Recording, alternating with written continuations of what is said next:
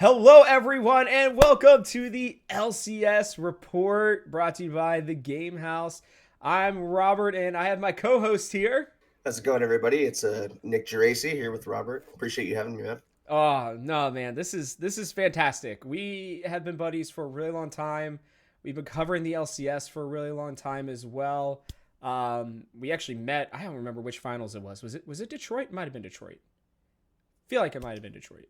I think it was Detroit. I want to say that was maybe my first road show as a full timer in then global.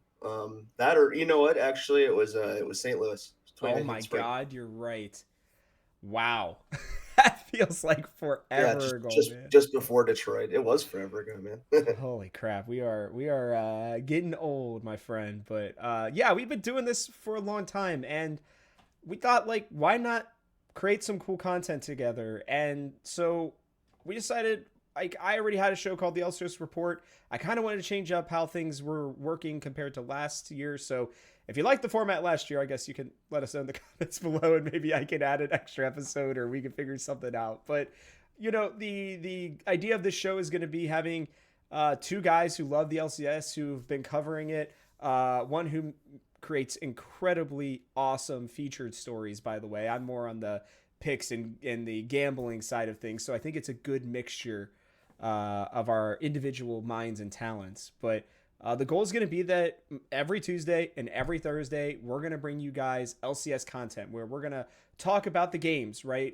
We'll discuss, what happened in the week before, what was really significant, and then what's coming up later on that Thursday episode where we'll kind of give our picks, give you a little bit of an insight into what our power rankings are and just kind of where we see the teams as they head into their games.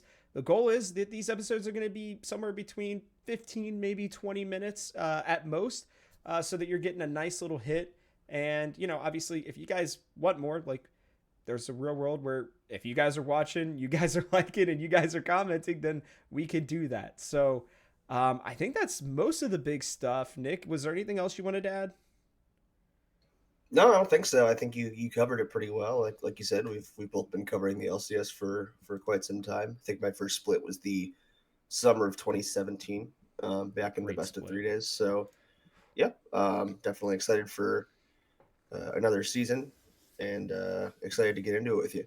Yeah, no, absolutely, absolutely. And I think what better place to start than with the changes that came to the LCS. And while in years past it's been playoff changes, time changes, all that kind of stuff, I think the biggest news to start with, which I'm sorry, the screen that you guys are seeing of the League of Legends article is not where we're gonna start.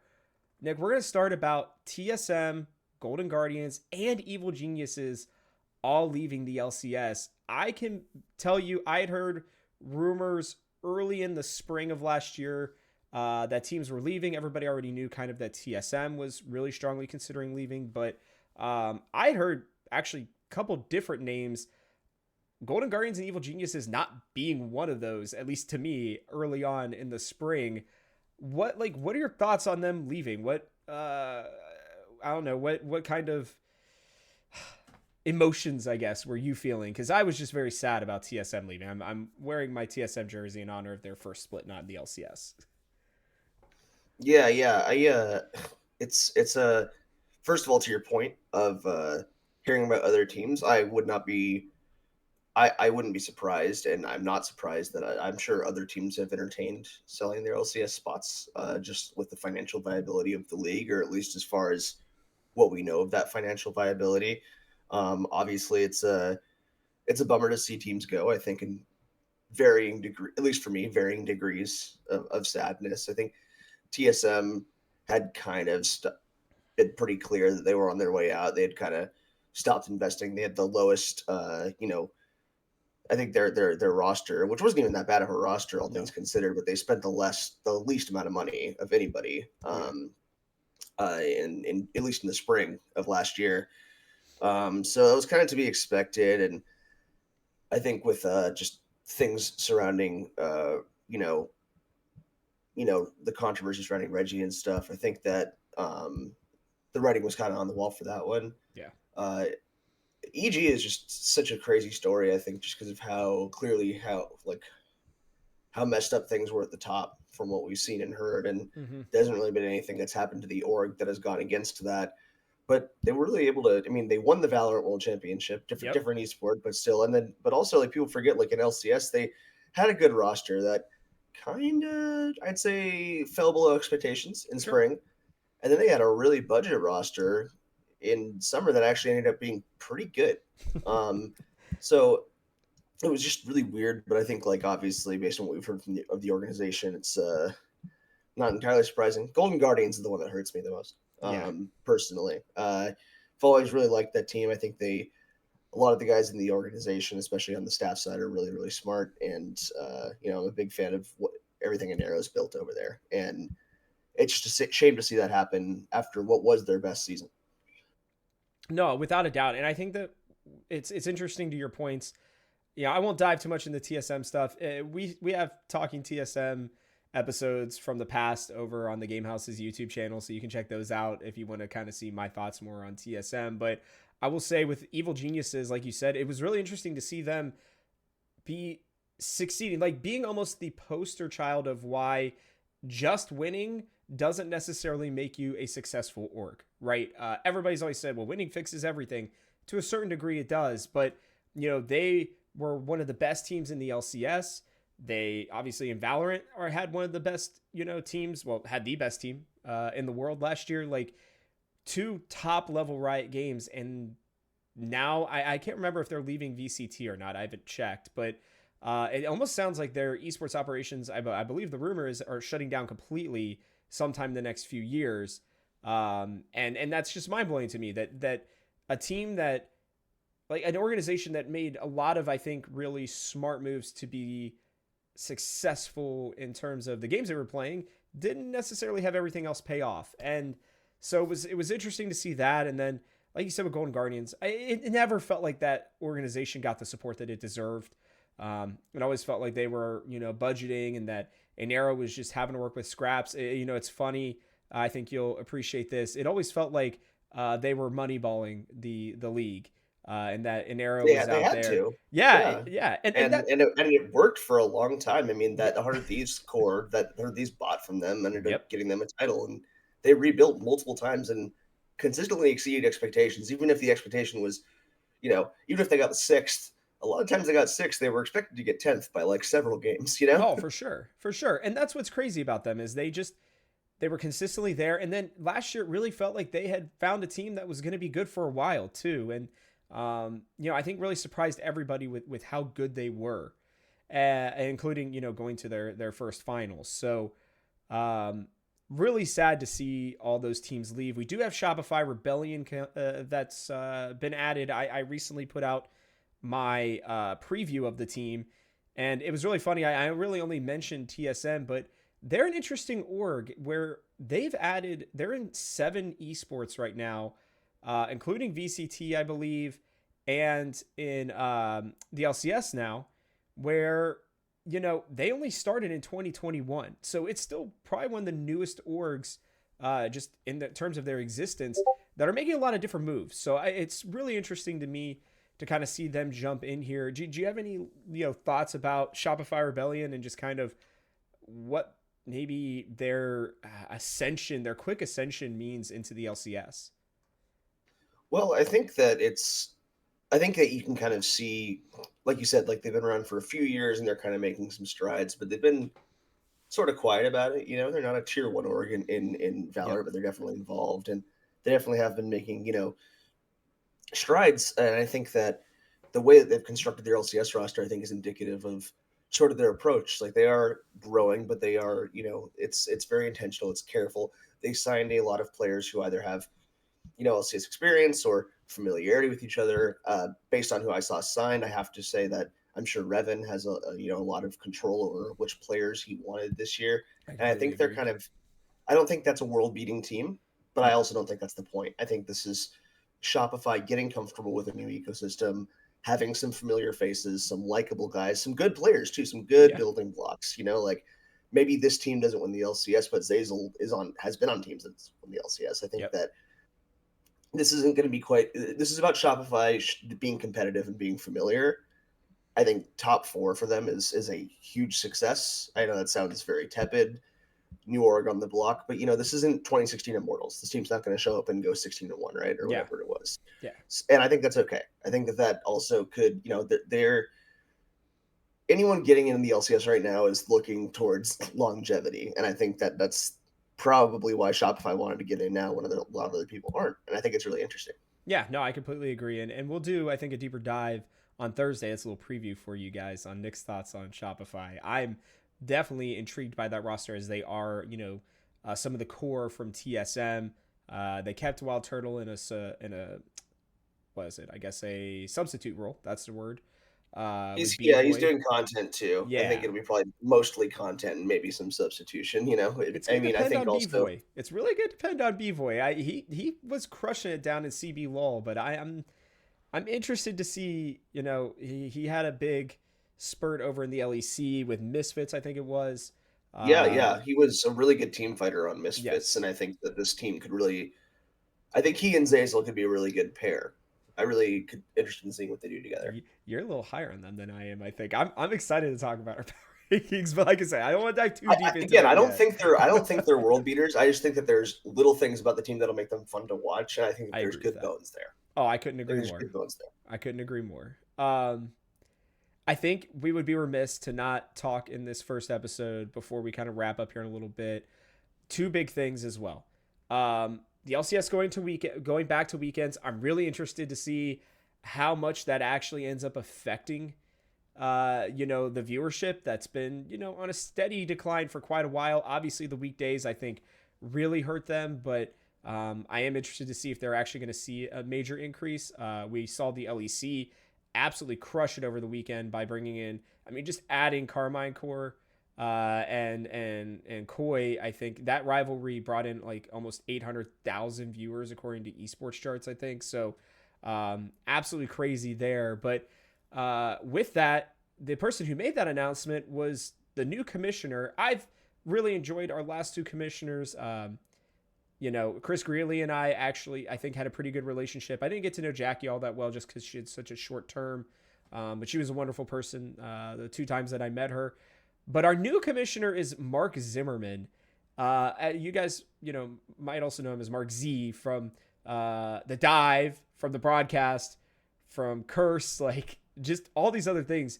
Truly was a huge surprise to me. I was digging as much as I could to figure out who they were bringing in, and at the time that he announced, I had not heard anything in a while. So I guess, what are your thoughts on Mark, and then moving back to the weekends?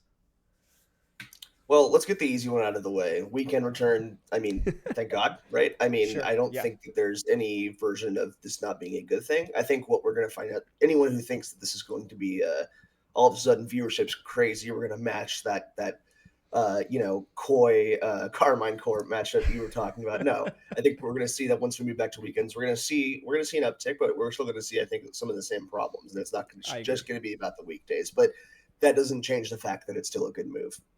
As far as Mark Z goes, I love it. I'm a little biased personally. I'm a pretty big fan of what he brings to the table. I know his brand is kind of like sometimes sort of offhand, sort of like slacker, off the cuff, but like hearing from people who've worked with him. I mean, I think there's this tendency because of his brand that like he's an extremely hard worker. He's very prepared. He knows Mm-hmm. so much about the space, and I think a lot of newer fans know him kind of as this analyst, caster, sort of entertainment personality. He does like kind of the Eric Andre style interviews this year with I think it was catching up with Double Lift, which I actually thought was really good, a really Loved that. refreshing content series. Um, but I mean, this guy's worked. He's worked with teams, right? Like he was big in the Team Liquid organization for a Mm-hmm. while with Team Curse. You said as well before Liquid acquired, those assets.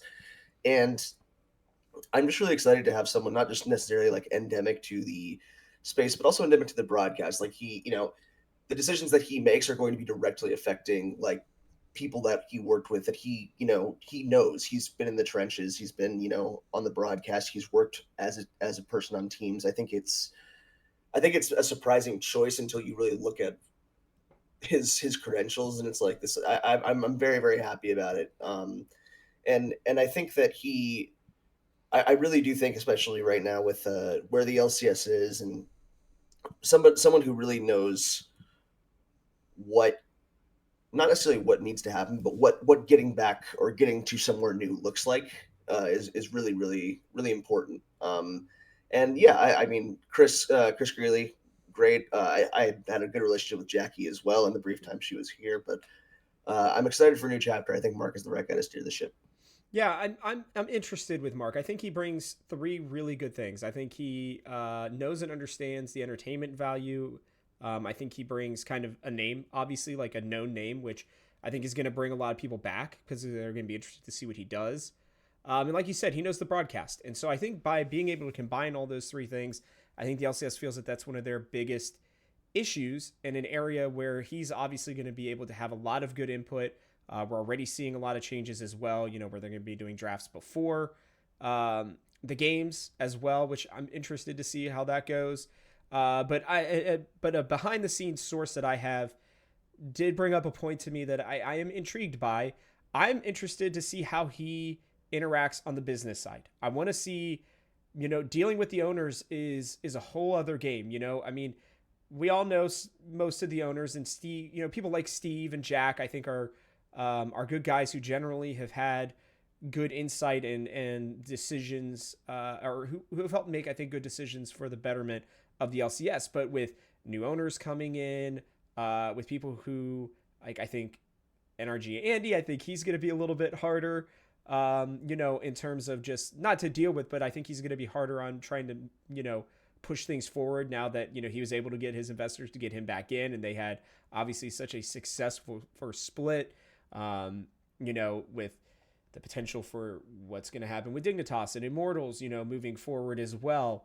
And some of the other teams, honestly, even Hunter Thieves, right? Like, I just think there's so much there right now that I'm really interested to see how he handles. I know he's got a staff around him, and I cannot remember who's running global, or at least North American esports, or I guess the Americas. I cannot remember his name. They introduced this in New Jersey, but I think he's got a good supporting cast around him. But that's my only really major concern right now, is I want to know, how are all of the financials and the business side of things really going to be played out, and how is he going to adapt and learn how to do that? I think he's really smart, and I think he's going to figure it out.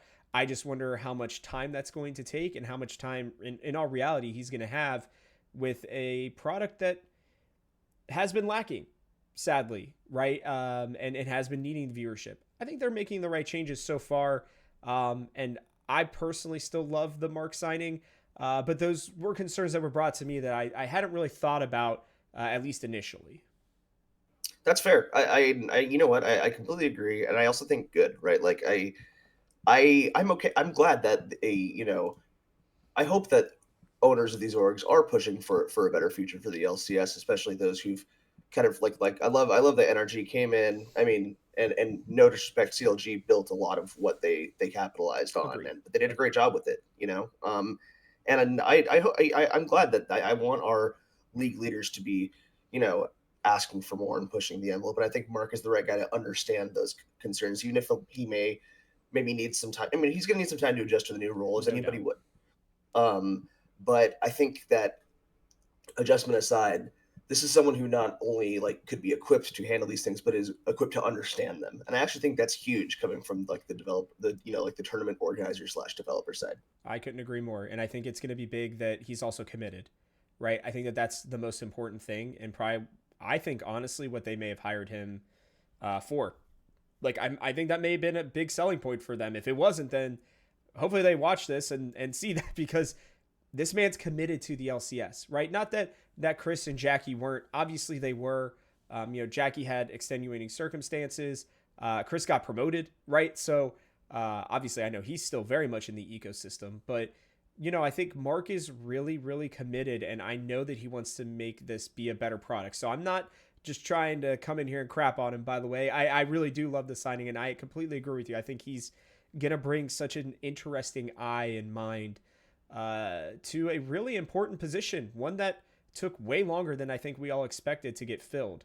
So I'm definitely a big fan of it. And I guess like we're right about time here, Nick. So I'm gonna quickly talk about Thursday's episode.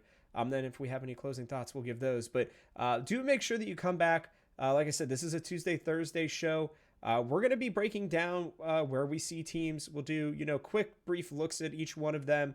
We'll give our awards as well, who we think is going to win MVP, Rookie of the Split, all that kind of stuff. And then we're going to pick our LCS champion as well. Definitely going to be an action-packed episode. But yeah, with that, Nick, do you have any extra thoughts? Just I guess one more on the not necessarily on the Marksy hiring, but kind of on the state of the LCS. It's an interesting spot where I do think that uh, in 2023 there were improvements made. I thought that the broadcast had a lot of innovation. I just don't think that those decisions have necessarily sort of converted into better viewership or a more quote unquote marketable or sellable product. And I'm excited to see how Mark navigates those challenges, having been on the side to create some of that Mm-hmm. new content in 2023 that I did think was quite good. But now we just need to